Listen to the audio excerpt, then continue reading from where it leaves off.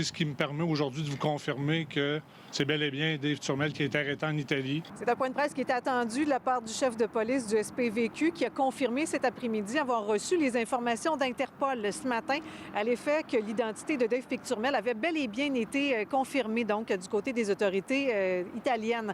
Rappelons d'ailleurs les détails de cette arrestation qui est survenue aux environs de minuit hier, alors que les autorités l'ont retrouvé dans une maison de vacances.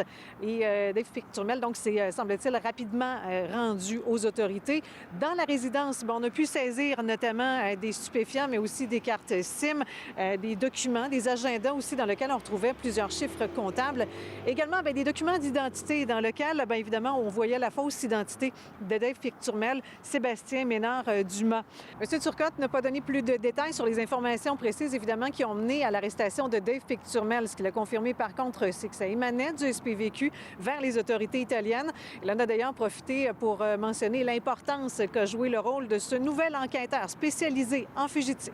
C'est le rôle de coordonnateur. Donc, le rôle de l'enquêteur à la recherche des fugitifs, c'est vraiment de coordonner et de rapatrier toutes les informations qui nous sont transmises avec l'équipe d'enquête et de faire les contacts partout dans le monde pour justement, quand l'information devient contemporaine, puis que, comme j'expliquais, que le casse-tête se forme bien, qu'on soit déjà en contact avec tous les pays concernés pour pouvoir poser des gestes quand même coordonnés mais rapides. Il faut rappeler que Dave Picturmel faisait l'objet d'une récompense de 250 000 en vertu du programme BOLO permettant de le retrouver. Maintenant, qu'est-ce qui va arriver exactement avec cette récompense? La personne qui a donné les informations, est-ce qu'elle pourra recevoir cet argent-là? Ça fait partie des informations dites confidentielles de la part du SPVQ, mais tout le travail contre la violence armée, évidemment, ça se poursuit. C'est ce qu'on a également confirmé.